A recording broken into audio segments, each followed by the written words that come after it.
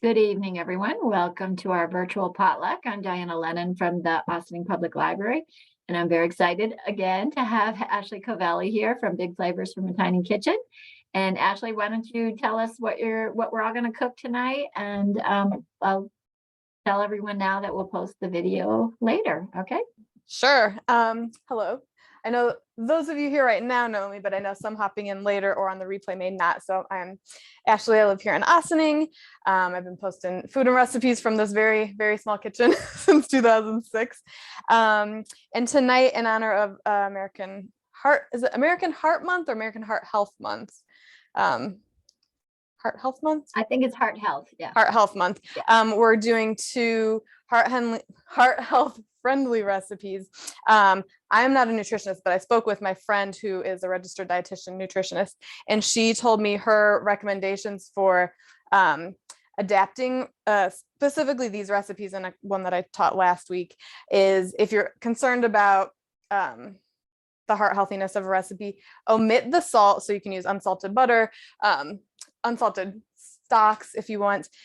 And when it calls for salt, wait to add it. And then if you need to add some salt, start with half the amount that it recommends. So that's kind of a good way to ease in without over salting and overdoing it, because I know like it's easy to go overboard with salt.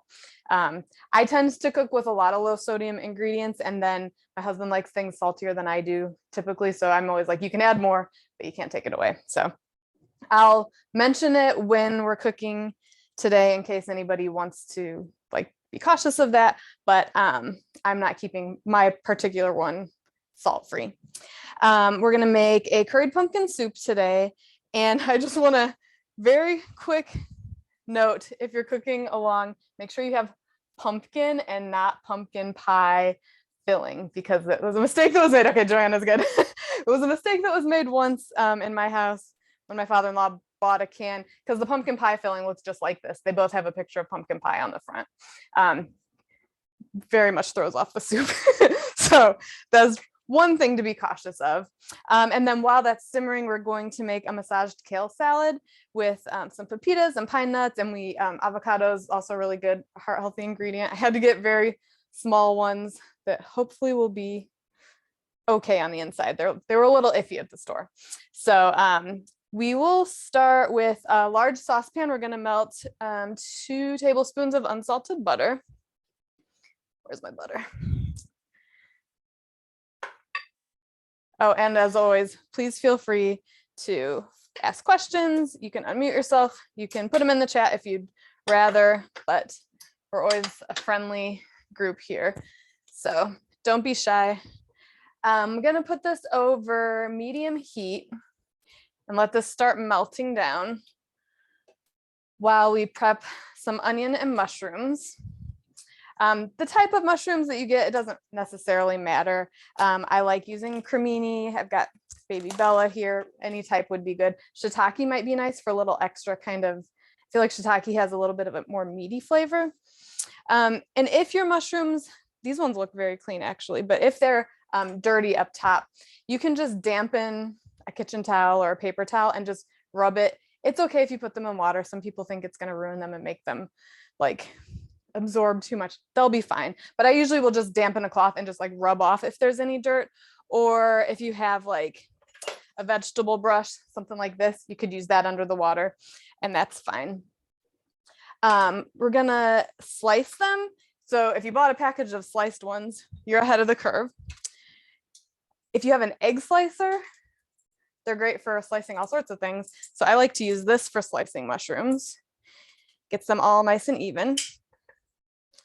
So I'm just going to do, this is an 8-ounce package. Just going to slice all those. You can absolutely do it with a knife, just so they're around the same thickness. Although I'm going to blend this later. You don't have to blend it. So it doesn't really matter if they're like perfectly consistent. Since I'm not cooking, I did not read the recipe card ahead of time. Is this actually going in the soup? Yeah, so we saute some mushrooms and onion, and then you mix flour, curry powder, chicken stock. If you wanted to keep it vegetarian, you could do vegetable stock. Beef stock would probably be nice also. And I busted out my immersion blender today. I don't use that one too often, but I like using it for blending things in a soup pot, because you don't have to dirty like a full-on blender. It's just this little stick and you put it right down in the pot and you can puree it right there. You could use a regular blender also, but it doesn't have to be blended if you don't want to. I just think that the texture is real nice when you do. So the ones toward the bottom of mine were a little dirty. And if you get like an end of the mushroom, sometimes like the very ends are a little crazy looking. You can always chop that off if you want.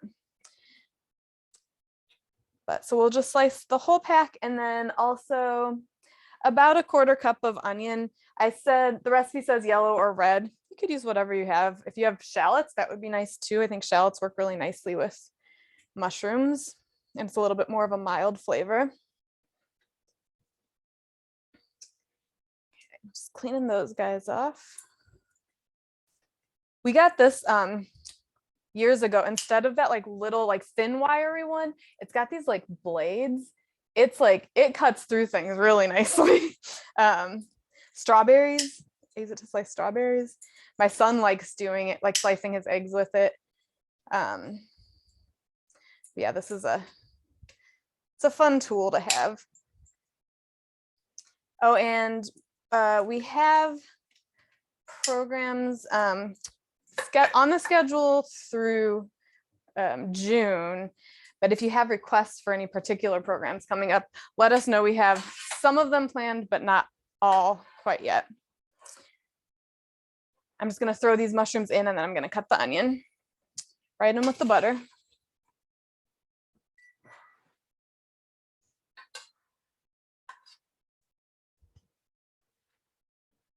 So my onion is pretty small. I'm going to say like about half of this.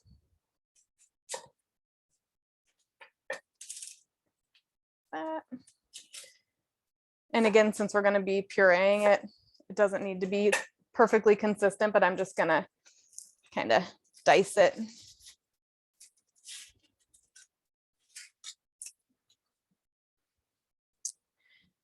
Okay. I'm thinking so next month we have on the 21st again in March, we have some peanutty noodles with roasted pork. So we use pork tenderloin. It cooks up really quickly in the oven. It's a really nice recipe. And April TBD, but then May, I have a taquito recipe that I've been working on that I think would be really nice to make. And you can do it with any type of ground meat that you like, or vegan ground meat substitute. Just giving this a little stir. And those are fun to make with kids too, because you can you get to roll them up, and we'll make like a quick pico de gallo to go with them. So we're gonna go till they get tender, about 4 to 5 minutes. And while we're waiting for that, I'm just gonna open my pumpkin puree that is not pumpkin pie puree. So it's ready. I feel like you could saute anything with onions and it just and garlic, and it just instantly makes your kitchen smell good. For sure. Ashley, with the pumpkin, did you say that it was because the pumpkin pie had sugar in it? Yeah, so there's yeah, it's got added sugar and some spices. This one is just pumpkin.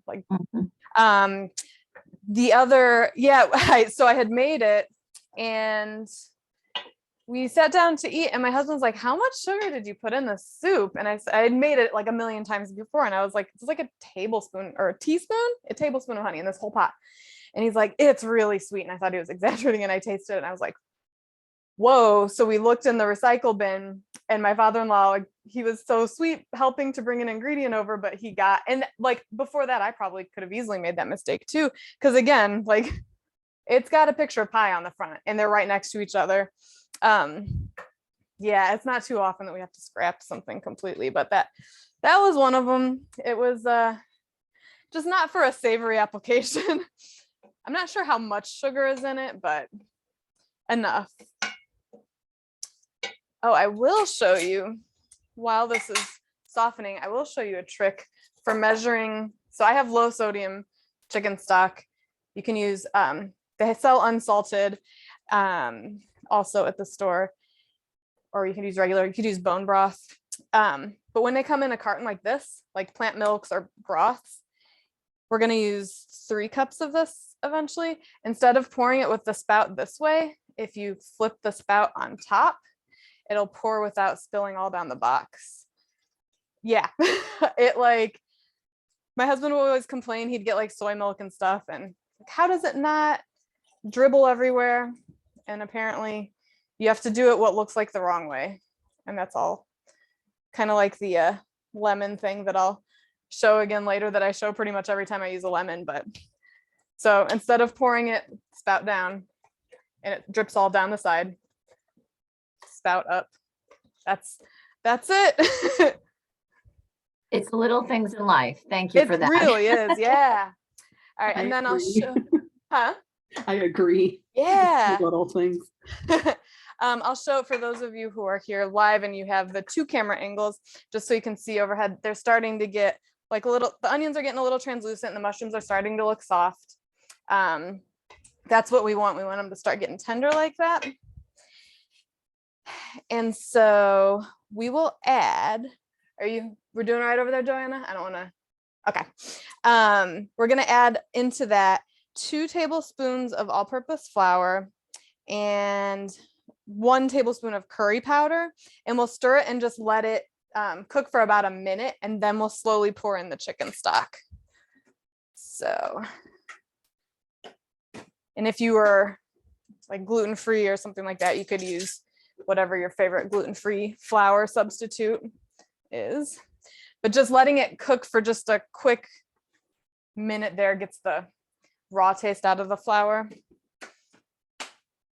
Like if you've ever had something that somebody thickened by mixing flour and water, but they don't like cook it first, sometimes it just tastes floury, which isn't like the worst thing in the world, but I do the same thing when I make gravy. Like if I have drippings on the bottom of a skillet, I'll put some flour on it and I'll stir it around first, and then I'll add a little bit of liquid and let it keep cooking.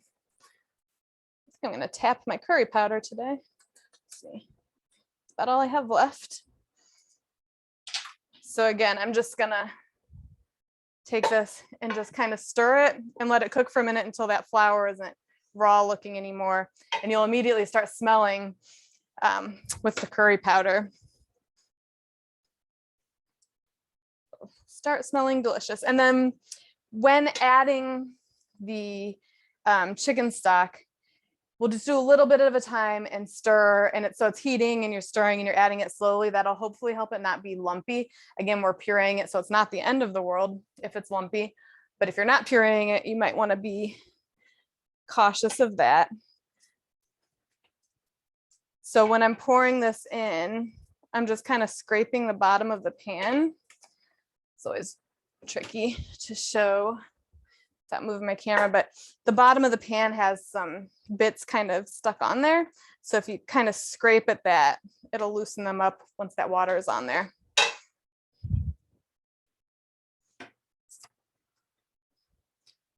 So just a little bit at a time.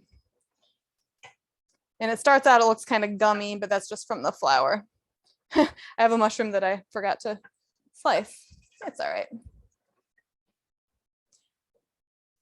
Also, if you're local and you happen to know anywhere that you've seen those little like boards that you can post notices, Diana and I have been trying to figure out different places locally to post flyers about our classes so that we can get more eyeballs on them.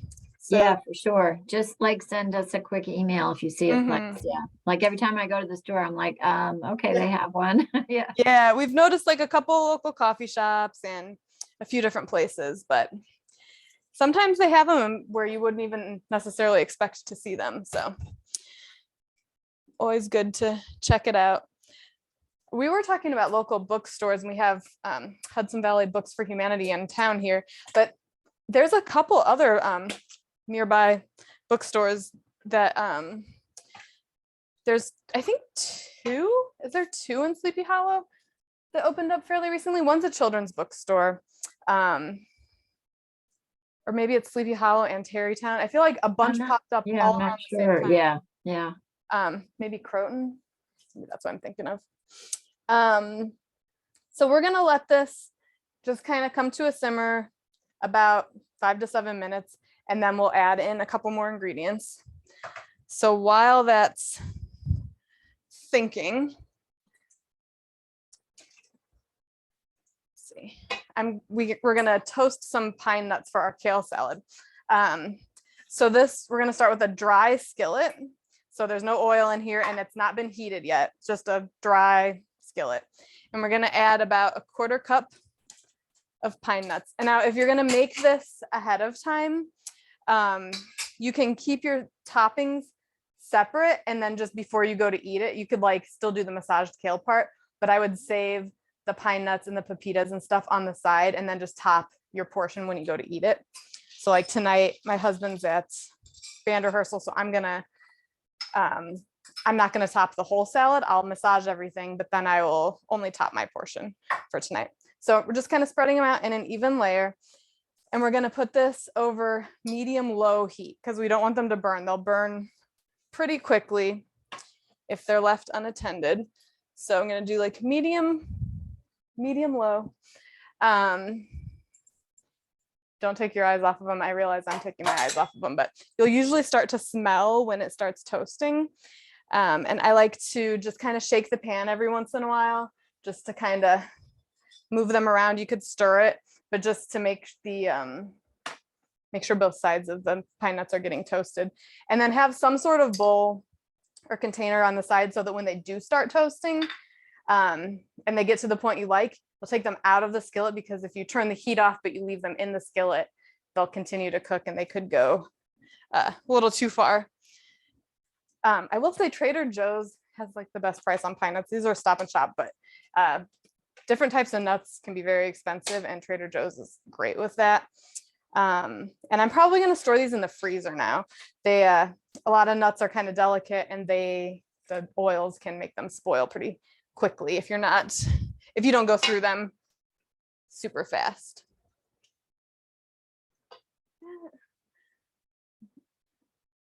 Yeah, I got it. I love it. Yeah, good. Mhm. All right, so we've got that going. I'm gonna open the can of evaporated milk. Hi, Maria, how are you? You can feel free. How you doing? If you're cooking along, I can track back and tell you kind of where we are right now. If you're just watching, I can give you the Cliff Notes version. We've just got the soup ingredients are starting over there. We've got some pine nuts in a skillet toasting, or just a really gentle heat on these in a dry skillet. We didn't put any oil or anything in there. This soup is like starting to get a little bit thick. I'm gonna let it go another couple minutes. You definitely smell the curry powder in there. Let's see, what else could we prep for our salad? The kale. I put a bunch of kale, about 10 cups lightly packed, just because it wilts down, but the bunches that you get can vary in size wildly. I just got one bunch from Stop and Shop this time, and it doesn't look like a ton, but it'll wilt down when we start massaging it. So I'm just gonna rinse this off.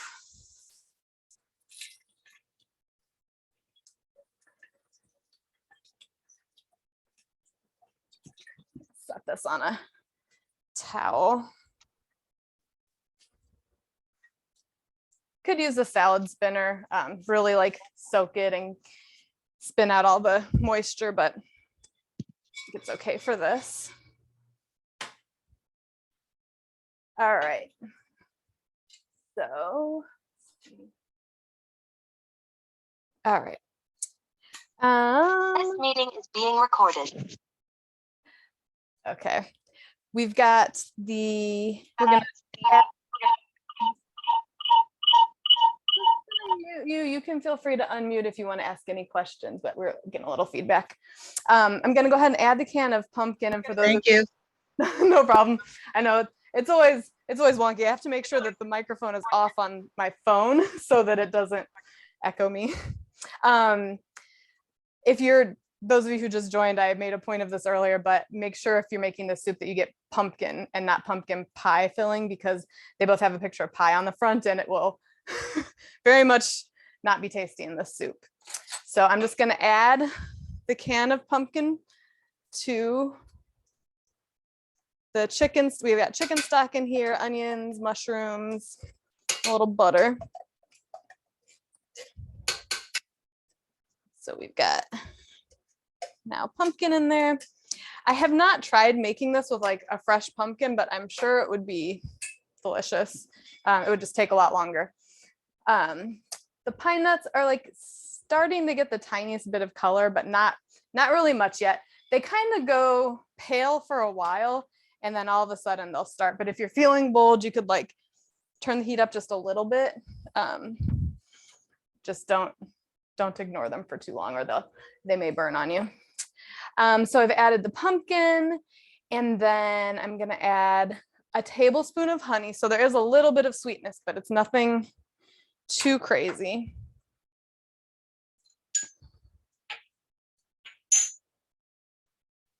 So a tablespoon. And this holds up nicely left over for several days. You could even, I know we've got, I like garnishing it with some cilantro and maybe a little bit of chili oil if you have it. I actually don't have any. I thought I had some. I have some of that like Asian chili crisp. I might try some of that on there. But I think it would be really nice with the pepitas on top. That's the pumpkin seeds. I think those would be really nice on top of there too, and it would add a nice pop of color. Or pomegranate arrows could be nice. There's lots of, you could just like look and see if you have any random herbs or anything in your fridge, and that could make a nice accompaniment for the top of that. We're going to add a little bit of fresh ground nutmeg. If you only have the already ground kind, that's fine. You can just put a little pinch in there. You don't need much. But this is what they look like when they're whole. And then I have one, they last so long. I've probably been working away grating this one. That's like the inside of it looks kind of like a brain. It's, they last a really long time. So I just, using a microplane, I'm just going to do a little bit on top. Other things, I had somebody recently ask what other things I like to use nutmeg in. Sauteed spinach. Anytime you have like greens like that, it's really nice to just like a little grate of nutmeg on there is nice. I don't know, something about it adds to the flavor. I have a pasta, it's like a baked rigatoni recipe that has spinach in it, and I put a little fresh nutmeg in there too. It's really, I think it's a nice compliment. I love it with sweet potatoes. Oh yeah. Oh, that's good. That's a good combination too. Yeah. Outside of, I think people think of nutmeg in like the baking arena, you know.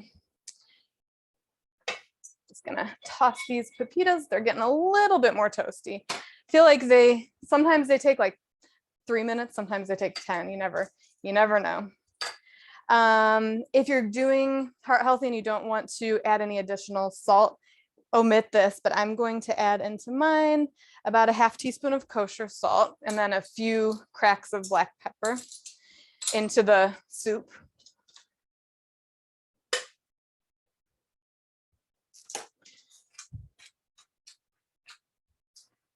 And I'm just going to give this a stir. Let's see here. You can see it's a lot thicker than it was before. And then the canned pumpkin will start to break down. You could try to whisk it if you want. You'll get little bits of mushrooms kind of stuck in your whisk, but it's fine to do. Now I'm starting to smell these pine nuts. So even though they don't look super toasty, I know that that's not a good angle. I have a question. Yeah. I don't like the taste of mushrooms. I like the flavor of mushrooms, but not the taste. flavor, but not the taste, not the texture, maybe? You Yeah, mean? the texture. Okay, so we're gonna puree it, so you won't even know. So this is like, this is actually like, this is the mushroom, or the mushroom soup gateway for you, because there won't be any in there at all.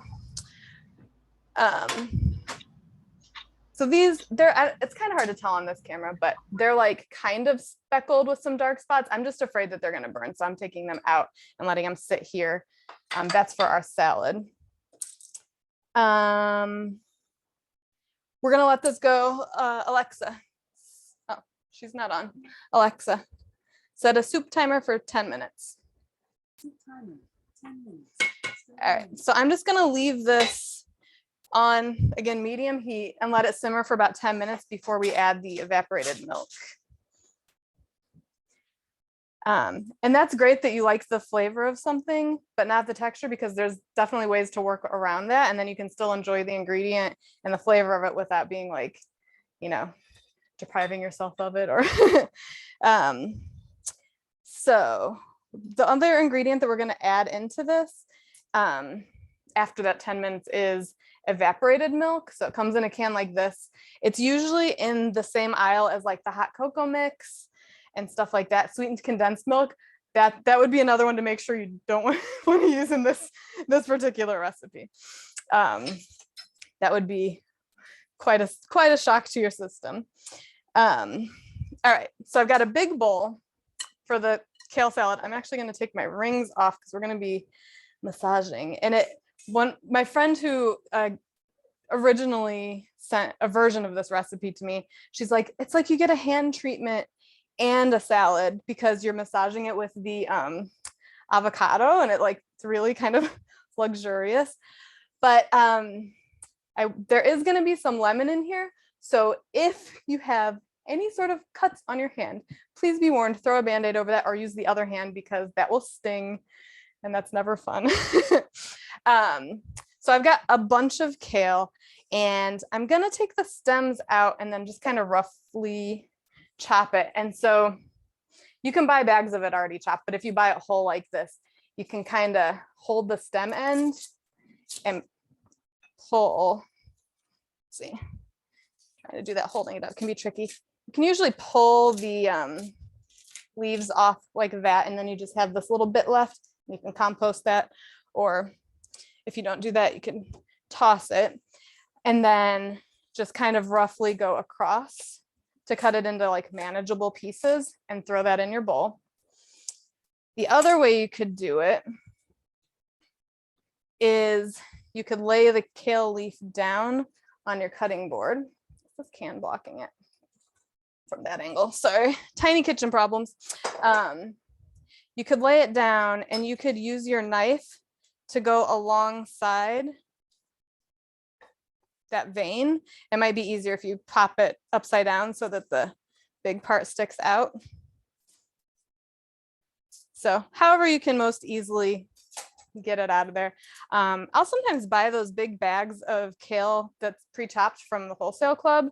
And I think a lot of people who don't think that they like kale, it's because they haven't ever had it. Like they've had the kale salad like this, where this is like the rough edge and it's like really kind of stiff.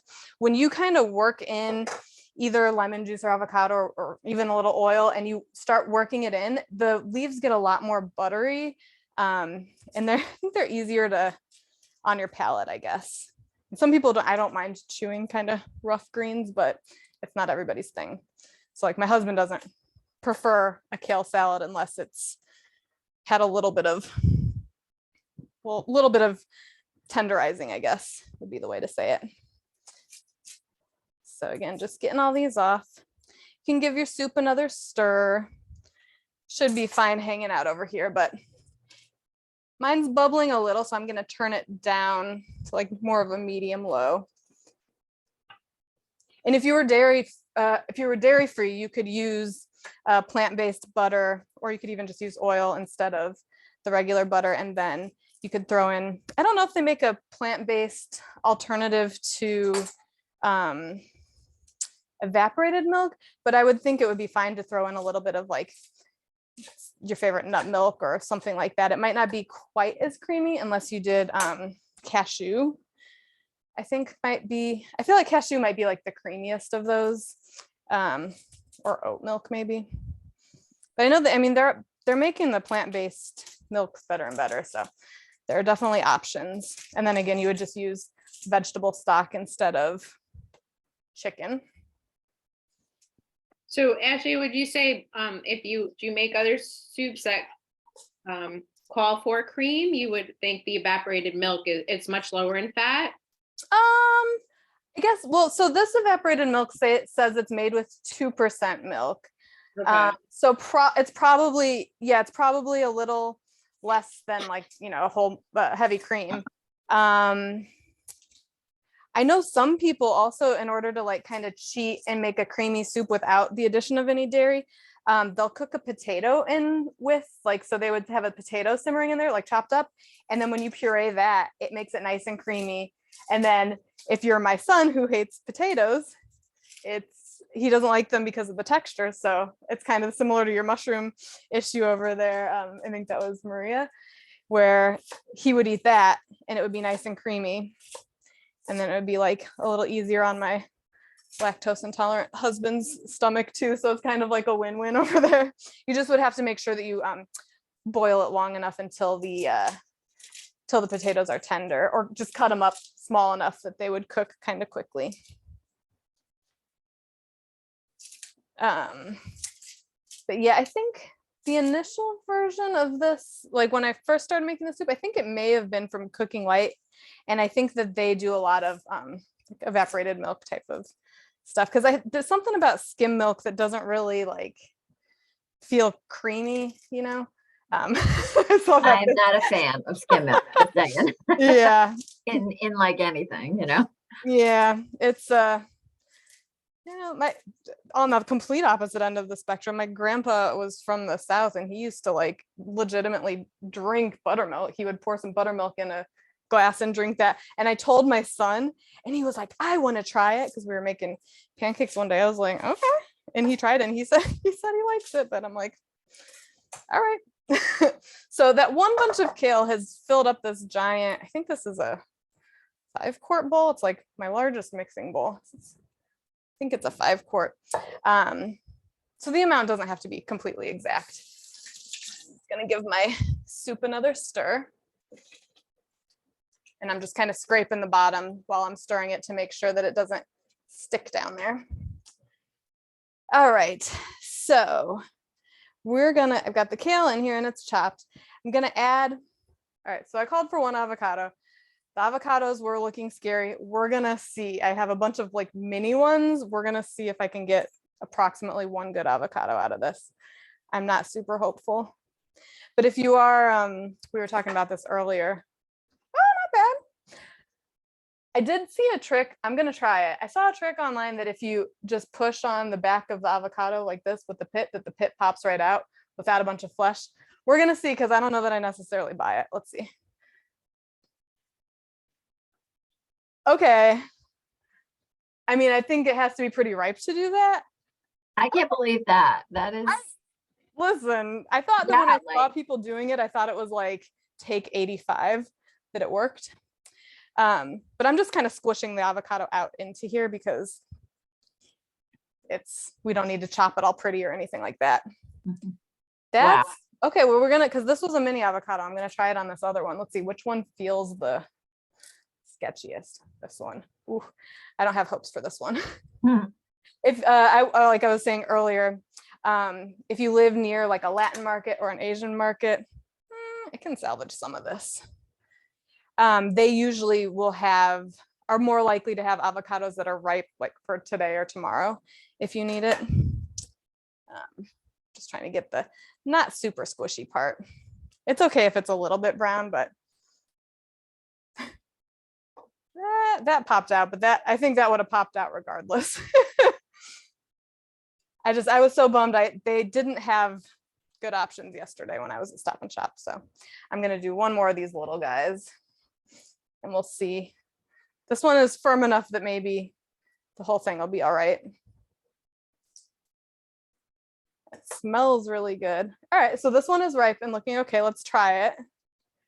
Okay, I'm sold. The only thing is like if you were making like a fancy avocado, like slices or something, you would be damaging the back of it. So that wouldn't necessarily work, but for guacamole or for something like this, easy, beautiful. I am shocked that it worked though. I have to say I am too. I love avocados and I always do the knife thing and twisting. Yeah. Like, wow, And that's it's like awesome. it always feels a little like sketchy, like am I going to hurt myself knocking the knife into this into that pit. All right, so with the avocado we're going to add 2 teaspoons of honey. Alexa, stop. So actually before I add the honey, I'm going to add the evaporated milk. I'm going to pour that into the soup. That'll make it nice and creamy. And now we're just trying to heat it through. So we'll just let it simmer. I'm going to leave it on low. We'll just let it simmer until we've got this part done. To help honey not stick into your measuring spoons, you can spray it with a little cooking spray. I've got avocado oil. That'll help. So do 2 teaspoons, should help it slide right out. So like if you're ever doing a recipe, like I know a lot of Asian recipes will call for sesame oil and then some honey or maple syrup, you can measure the sesame oil first and then it comes out pretty clean. Not perfect, but pretty clean. Otherwise you just have to not be afraid to get your finger in there and clean it out a little. Okay, so we've got kale, avocado, 2 teaspoons of honey. Again, if you're going heart healthy, leave the salt out. Do I want the salt on before I massage? Yeah, and salt. Then we're gonna massage it. And this is the part that kind of changes everything. So you just get your hands in there. It's kind of, if you have issues with textures, it might be a little unsettling for you, maybe. I don't know. If you have a kid, you could pawn this task off on. That's always good. But so that's why it didn't matter how the avocado was cut or not cut, because we're breaking it down and it's gonna just start to coat all the leaves. And you'll see it was piled up pretty big. It'll start to wilt down. The original version of this recipe had a lot more lemon than what I put in. And it was just, I thought it was too much. And I like sour, but so you can always adjust seasonings as you need. And usually in a dish, if it's like good, but something's missing, it's either salt or acid. So a little extra squeeze of lemon juice or a little bit more salt if you're doing salt is it. So this kind of is like wilted down. The avocado and everything has coated all of the leaves. And if I was making this ahead of time, like I had this dish at a potluck and made this part ahead of time and just add the other stuff later. But I'm going to put the lemon juice, garlic powder, and nutritional yeast on first. But then you could leave it and leave the toppings separate. So a tablespoon of lemon juice. And this is the one that I was saying before. It's kind of similar to something I put in upside down, what looks like upside down. I don't remember what that was now, but if you have one of these lemon juicers that looks like this, which you absolutely don't need, but if you do, don't put it where the lemon is like mirroring the shape of this. You want to put it upside down so that this compresses and like really pushes down on it. And that'll get you more lemon juice than if you juiced it the other way, which seems counterintuitive. Oh, it was the chicken stock box trick from earlier. So I squeeze that right into here. I'm gonna pour that over the top. You could start with a little less if you wanted to and just see if you think it needs a little more zing later. I'm gonna add 1 teaspoon of nutritional yeast. This was the other ingredient. It used to have a lot more, and it's a great flavor. It kind of, I mentioned this in a class last week, not to make it sound gross. It's very good. It's a vegan, it kind of works like a Parmesan cheese in a lot of ways to add like a little bit of nuttiness. It kind of looks like fish food though, like fish flakes. So it's like this little, I don't know, it's great on popcorn. My husband really likes it on popcorn, but we're gonna sprinkle about a teaspoon on there. And again, if you think that it needs a little more oomph when you go to taste it, maybe put a little bit more of this on there. This in a 1/4 cup has 25 milligrams of sodium. So I think this would probably be, and it is a little salty tasting kind of, so I think that might be a good option for seasoning if you were looking for it. And garlic powder, we'll do a 1/2 teaspoon of garlic powder. And then I'm gonna get my hands back in there one more time and mix that together.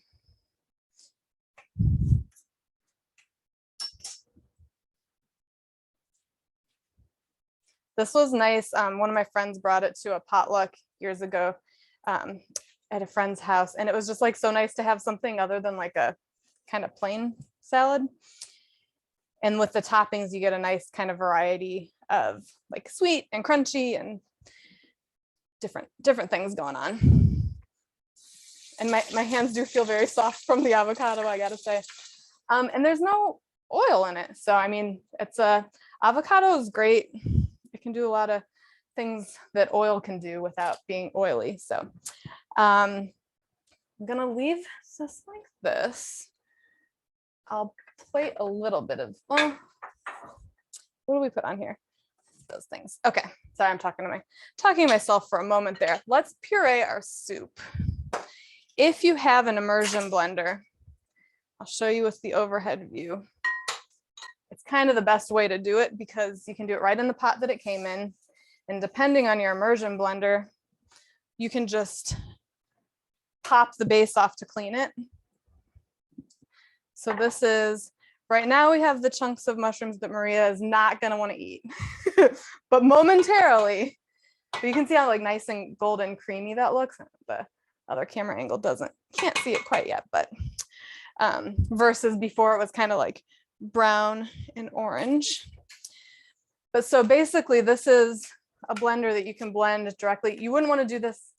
Well, I guess the blade is protected. So even if it was a nonstick skillet, it's not touching the bottom, but the blade in here spins when you press this button.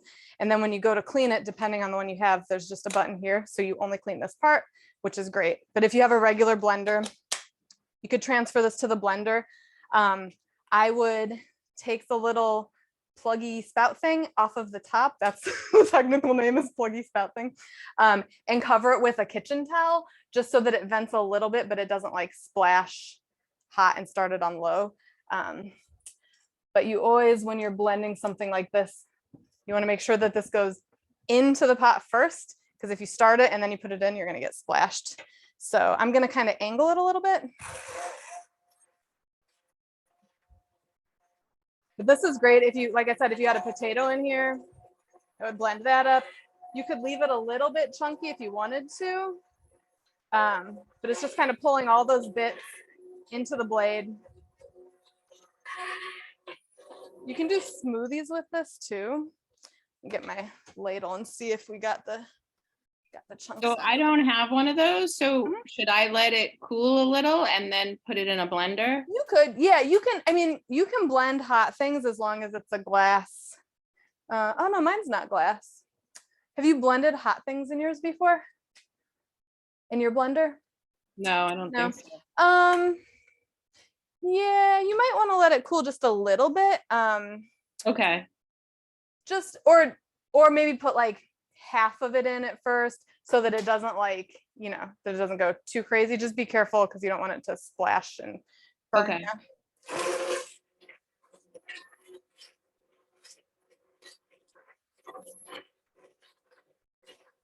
Yeah, I don't use this too often. It's great for smoothies if you like those, but I don't have any chunks of mushrooms in there now, and it was pretty easy. Yeah, it looks great. Yeah, and it smells really good. I'm That curious looks to delicious. see. I'm curious to see if my son will enjoy this, because I don't know that he's had this one before. So let's plate our little soup and salad situation.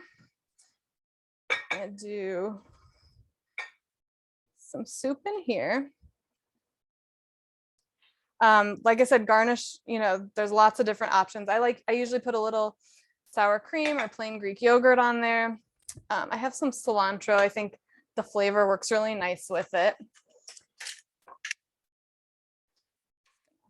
Rinse this off. Again, I might throw some of my pumpkin seeds on here too, like we're gonna put on the salad. If you have chili oil, that's it's like a little bit of heat with this is nice, or you could use chili flakes if you like. Let's see, I'm gonna throw some pumpkin seeds on here because why not? And then our salad, now I'll use some tongs.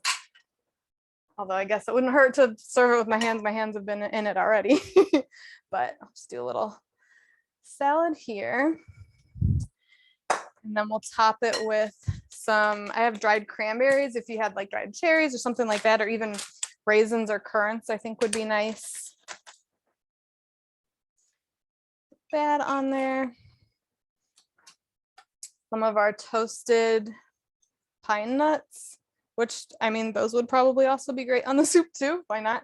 And you could, if you have extra pine nuts that you've toasted, just once they're fully cool, you can keep them in an airtight container. And honestly, you could toast them when you buy them and then freeze them. And then you have them already toasted and you could just do them in one batch. You can do it on a baking sheet in the oven, but you really got to watch that they don't burn. And I think that's it. I've got some plain yogurt that I'm gonna put on the top of mine. Our next, I think I mentioned it earlier, but our next class is March 21st. It's a Tuesday at 6 p.m. And we're gonna make some peanutty pork noodles. It's using pork tenderloin. It's a favorite. I used to make it with almond butter, but it's National Peanut Month next month, so why not? So that is our soup and salad. It's very fall, winter comfort food. And like I said, I'm gonna keep this in the fridge separately from my toppings.